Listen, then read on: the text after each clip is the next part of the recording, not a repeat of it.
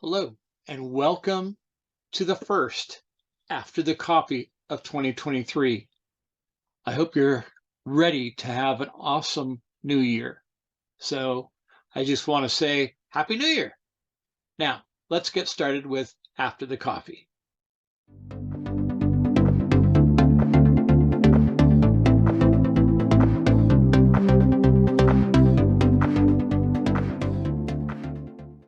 So on Monday, I, I shared the relationship between role clarity and goals, and that it is important for us to be clear on what our roles are so that we create goals that support us in those areas.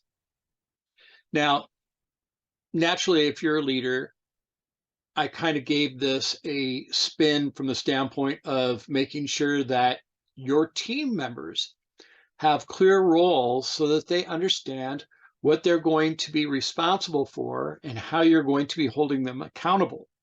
Because in 2022, one of the biggest or most consistent, I'd say one of the common threads of emails and instant messages that I got from our positive leadership uh, group that are going through the leadership training was, how do I hold my people accountable? I'm constantly having to correct people. I'm constantly having to tell them over and over again things that they should know already because we've had these conversations, but they had no way of really, combating no, you didn't tell me that happened. So we may or may not have told them. We may believe that we had told them, but we may have only imagined that we told them.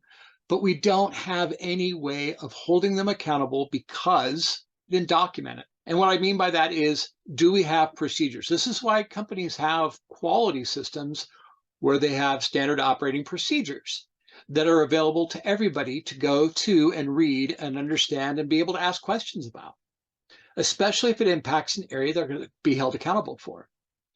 But there are other components of that are critical. A clear role is understanding, here are your goals. We're going to create some goals together based on your role within the organization or within our team. We have to, as leaders, make sure that we give our people the resources they need to be successful. We need to make sure that we make ourselves available so that if they run into challenges, we can work through those challenges with them and think out loud, right? That was a previous episode from last year. Model the behavior, model the critical thinking process so they can begin to make decisions like you make decisions. And hopefully they're good ones, right? And then lastly, but probably most important, is that we need to make sure that we give people the authority to do their job. If you have a responsibility, but you don't have the authority, then you're going to be at bare minimum frustrated. Ultimately, fail.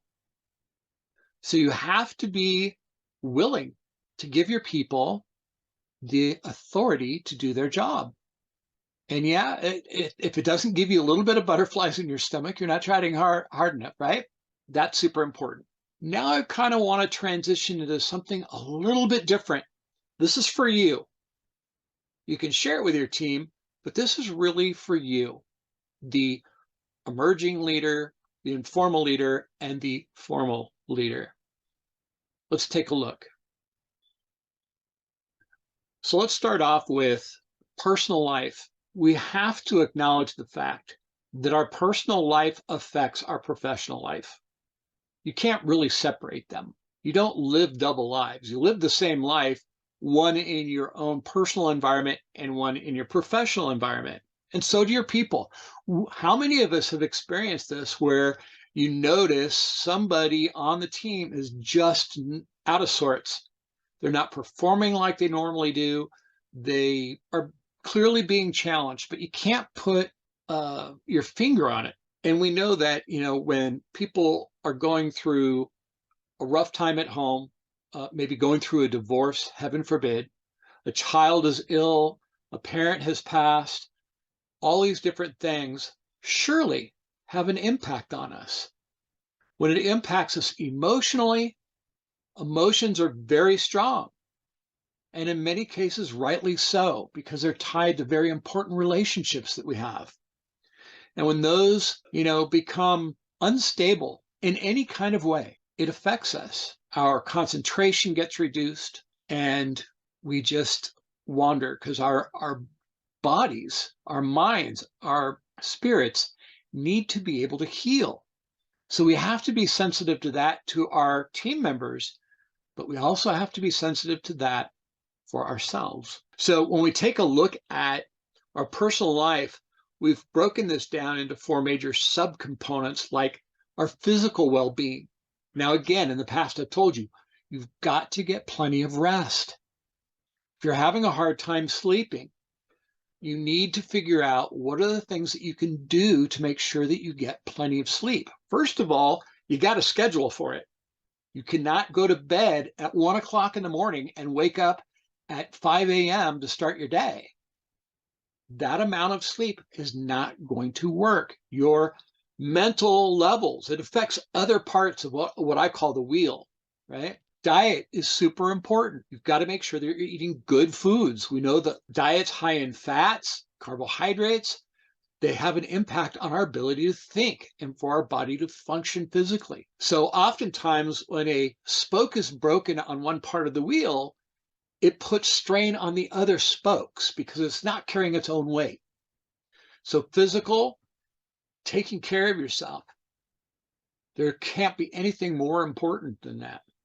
Because when your physical health is at risk and you're not your best, then other aspects of your life will follow. For example, the emotional side. When we're not feeling well, then we have a tendency to become depressed.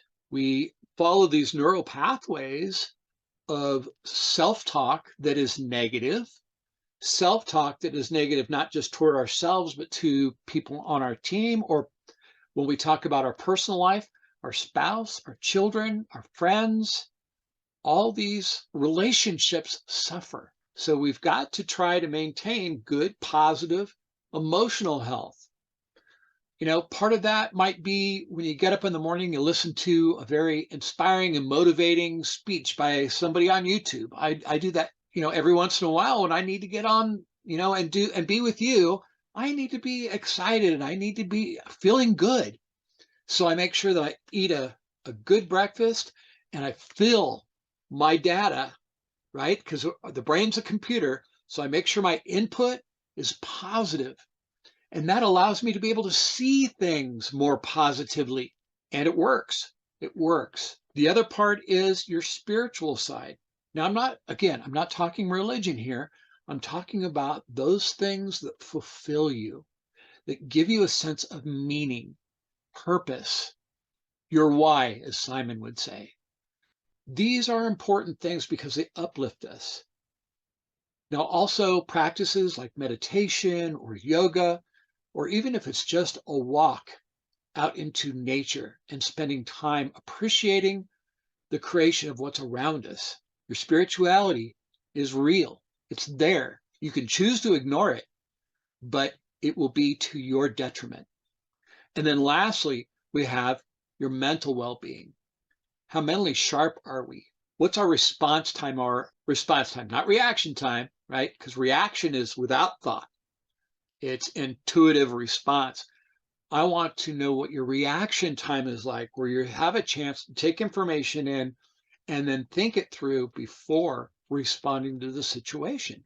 How's our memory doing? Can we remember things? Because oftentimes when we forget, that is a symptom of something else that's not working. So it's important for us to have a well-rounded wheel. And the only way we can do that is to work at each aspect of our wheel, that we take time to go for a walk. I'm not saying go to the gym. I'm not saying become the next Olympic swimmer or long distance runner. I mean, those are great goals to have if that's what fills you with passion. But when we go out for a walk, we get physical exercise, we get a spiritual experience by connecting with nature and appreciating the way this world works is a miracle. how everything works in relationship to each other is an amazing thing. So if we take the time to just think about those things and be in nature and relax and calm ourselves and bring ourselves to a good place, that affects our emotion and it affects our mental sides. So you can see how each one of these areas bleeds into all the other areas. So important. And then, of course, we have our professional life, the physical, the mental, the spiritual, and emotional, all the same. But now we share it with our team and our colleagues. So we have a responsibility to make sure that we are in good physical condition to be able to support our team and our colleagues and our organization. Maybe that's a matter of, hey, you're doing your work in the morning. I know I've got a morning routine where I've got my emails that I'm going through and making sure that I check all my emails and I respond to the ones that are critical. And then I go out of the office. I go into the work area and I play with my teammates. I'll ask them, hey, what's going on today? Where are we at? What's happening? I'll say, who can fill me in? And somebody will say, okay, this is what we're working on. This is the goal of this, and da da da da da, and so on and so forth. And I just love it. I love it. Being with our people is very, very important, and it gives me an opportunity to observe how they're doing performance-wise, how they are doing, in terms of being present. Are they good? Do they have good physical energy? You know, is there mental sharpness? Are they in a good emotional level? Are they being positive? Are they seeing things as positive? Are they talking about problems? Are they talking about challenges and opportunities to be overcome? That's a big deal. That really matters. And through those observations, it gives me an opportunity to kind of make mental notes, and sometimes I even make physical notes, to say, hey, approach Karen about how she's showing up as being not confident, not convinced, not sure and self-confident. And ask her, hey, what's going on? How are you doing? Is everything okay? When we had that conversation and you said this, it made me feel that you weren't confident about that. Can you tell me some more? Can you tell me about that? These small conversations are so important because of the opportunity for us leaders to be able to coach and influence our people in a positive way. And I try to always make, as Dr. Covey would say, emotional deposits by saying, I understand that you're challenged with this because you're usually a very confident person, but I kind of picked up on that you were not quite as confident when it came to this. But I want you to know, I believe that you can do it and I've got your back. So if you feel like, you're in trouble or the trouble's around the corner, please, talk to me, get me involved because I want you to succeed. I'm in your corner. Your success is my success. And we say these things, but when we really look at them, it gives us evidence to truly believe these things. Because look, I'm not going to reach my goals unless my team reaches their goals. It would be shooting myself in the foot not to be out there and talking to them on a regular basis and cheering them on, instilling in them the confidence they need to be successful. But it's important for us to remember that we've got these two dynamics. We have our personal life that we have to tend to. And quite honestly, I'm going to tell you right now, your personal life is far more important than your professional life. You've got to make sure that you've got your wheel in order in your personal life if you expect to be successful in your professional life. I could not overemphasize that. So you can break these things down. Physical, what am I going to do? What are things that I'm going to start meditating? And bear in mind that meditation does not have to be an hour-long situation. You could do 15, 20 minutes, maybe a half an hour. Maybe it's, I'm going to go for walks. I'm going to do some type of exercise, ride a bike. I'm going to take the dogs for a walk, whatever it might be, something physical. Check yourself in terms of your emotional state. How am I feeling? What's going on? All these things need attention. And when we talk about setting goals for 2023, I find most valuable to set goals in your personal life first and say, how are my relationships? How's my emotional state? What am I doing to support my mental health, my physical health, my spiritual? And then you can move on to the professional life and start making goals there. But if you're going to make goals, make it focused on these two arenas. And I wish you the best. This is After the Coffee, and I will see you next Monday with our next Cup of Joe. Take care. Have a great week. It's hump day. So let's get through this week and move into next.